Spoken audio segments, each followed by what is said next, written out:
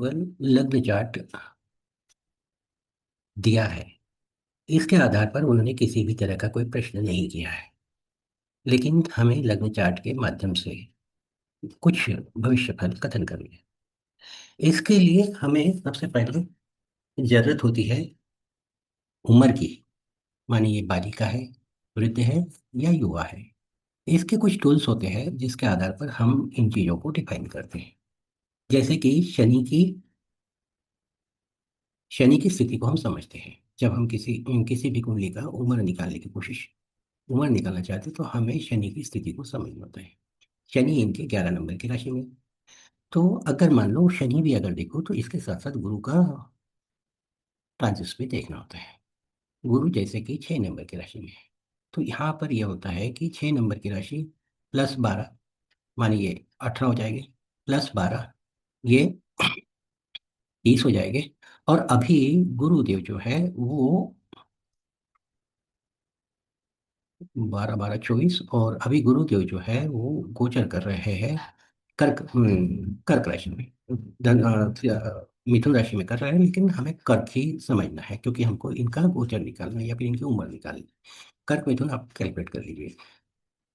तो इसमें होता ये है कि जैसे 24 वर्ष तो आ गए गुरु के हिसाब से। जब इन्हें वापिस फिर हम आगे बढ़ेंगे। 25 26 27 28 29 30 31 32 33 34। तो कन्या तुला वृश्चिक धनु मकर कुंभ मीन मेष वृषभ मिथुन। संभावना ये बनती है कि 33 या 34 वर्ष की ये लड़की होगी। अब इसको हम शनि के माध्यम से भी चेक करते हैं। शनि इनके कर्क 11th नंबर की राशि में है। 11th नंबर की राशि से 10 नंबर की राशि तक इनका 30 इयर्स का कार्यावधि पूरा हो जाता है। बाद में कुंभ राशि के 2.5 साल और मीन राशि का 1 साल। माने मोटे मोटे तौर पर अगर मैं देखूं तो 33.5 साल 34 साल लगभग इनकी उम्र होनी चाहिए। अब हम ये भी देखेंगे कि इनको दशा कौन सी चल रही है। दशा अगर देखनी है तो जैसे चंद्र 18 डिग्री पर बैठा है, कर्क राशि के अंदर चंद्र 18 डिग्री पर बैठा है, माने ये आश्लेषा नक्षत्र से संबंधित हो सकते हैं। बुध की इनको दशा चली होगी। बुध की दशा अंदाजन 14 वर्ष के आसपास चली होगी। ओके, 14 वर्ष चली। फिर उसके बाद में 7 वर्ष के लिए केतु की दशा चली होगी। अभी इनको शुक्र की दशा चल रही होगी। शुक्र की दशा के अंदर अगर हम देखते हैं कौन सी दशा चल रही होगी, तो संभावना है कि गुरु की दशा चल रही होगी। और शनि की दशा संभवतः 2027 के आसपास आएगी। ओके। अब हमें शुक्र और शनि से अब हम एक दशा के बारे में भी एक नियम होता है कि शुक्र जब शनि की दशा में आता है तो ये अच्छे परिणाम देता है। शुक्र शनि की अंतर्दशा में आता है तो अच्छे परिणाम देता है। शनि जब शुक्र की अंतर्दशा में आता है तो अच्छे परिणाम देता है। तो हमें अच्छे परिणाम के लिए केवल शुक्र और शनि की अंतर्दशा को ध्यान में रखना है, जो कि मोटे मोटे तौर पर मेरे हिसाब से 2027 में चलनी चाहिए। अब दूसरी बात ये होती है कि हम शुक्र और शनि का बल कैसा देखेंगे, क्योंकि हमें तो नवमांश कुंडली भी देखनी है। नवमांश कुंडली देखने के लिए हमें यह करना होता है कि जैसे इनका शुक्र कहाँ बैठा हुआ है। शुक्र इनका 12 नंबर की राशि में बैठा हुआ है। कर्क, वृश्चिक और मीन, इनका जो नवमांश शुरू होता है वो कर्क राशि से शुरू होता है। कर्क राशि के अंदर जब हम नवमांश की स्थिति को देखेंगे तो यहाँ से हाँ 7 नवमांश आगे जाएंगे। कर्क, सिंह, कन्या, तूल, वृश्चिक, धनु, मक्खी है कन्या, तूल, वृश्चिक, धनु।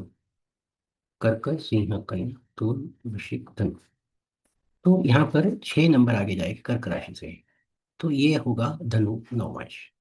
धनु नवमांश में गुरु बैठा, शुक्र बैठा। धनु नवमांश अक्सर शुक्र के लिए अच्छा होता है क्योंकि 17 डिग्री का अच्छे परिणाम देता है, भले ही ये अस्त हो जाएगा। अब हम यह भी देखेंगे कि शनि का बल कैसा है। शनि इनके मूल कुंडली में तो बहुत अच्छे बल दे रहे हैं क्योंकि 11 नंबर की राशि में शनि की अश्व राशि होती है, मूल त्रिकोण राशि होती है। यहाँ पर शनि देव जो है वो 2 डिग्री के हैं। कुंभ राशि के अंदर जब 2 डिग्री के शनि हो जाते हैं तो ये चले जाते हैं मिथुन तुला, तुला नवमांश में चला जाता है। तुला नवमांश में माने हमने ये देखा कि शुक्र जो है ये धनु नवमांश में गए हैं और शनि जो है तुला नवमांश में गए हैं। अब हमें ये भी देखना होता है कि लग्न कौन सी नवमांश में जाएगा। तो लग्न जो है वो 6 नंबर की राशि में है। माने वृषभ, वृषभ, वृषभ, कन्या और मकर, इनका पहला नवमांश शुरू होता है मकर राशि से। माने इनकी नवमांश कुंडली शुरू होगी मकर राशि से और इनका शुक्र बैठेगा द्वादश भाव में, 9 नंबर की राशि के साथ में, और 7 नंबर की राशि के साथ में शनि बैठेगा। शनि यहाँ पर बलशाली में होता है क्योंकि यह अपनी उच्च राशि का जो बैठा है। शुक्र निर्णायशा में बैठने के कारण हम इसके व्यवसाय के संबंधित प्रिडिक्शन कुछ कर सकते हैं, जो कि ऐसे लगता है कि आने वाले समय में माने 2027 एंड हेड ये अपने व्यवसाय प्रोफेशन के माध्यम से कहीं चेंज जैसी स्थिति को अनुभव कर सकती है। अब यह तो हो गया विंशोत्तरी दशा या फिर जैसे करंट स्थितियाँ। इसके अलावा भी हमें समझना होता है, आ, इसके अलावा भी हमें समझना होता है गोचर।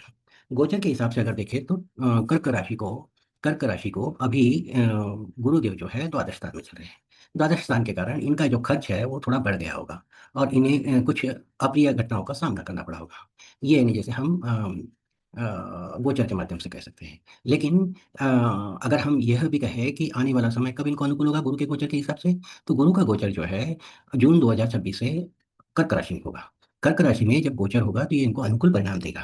इनके अंदर कॉन्फिडेंस आएगा, साथ ही इनके अंदर कुछ अनुकूलताएं भी आएगी प्रोफेशन से रिलेटेड। दूसरी बात यह भी होगी कि जब गुरुदेव सिंह राशि में आएंगे, मानिए कुछ अक्टूबर 2026 या फिर जून 2027, अक्टूबर 2026 में तो कम बल रहेगा, लेकिन जून 2027 इन हेड इनकी अनुकूलता प्राप्त होगी। इनके परिणामों की अनुकूलता प्राप्त होगी, जो कि गोचर के माध्यम से भी इंडिकेट करता है। तो अगर हम ये कहना चाहें कि इनका अच्छा समय कब आएगा, तो अच्छा समय इनका जून 2027 या हेड आएगा। वहां पर ये बहुत अच्छा भी करेगी और इनका जीवन काफी अनुकूल परिणाम भी देगा।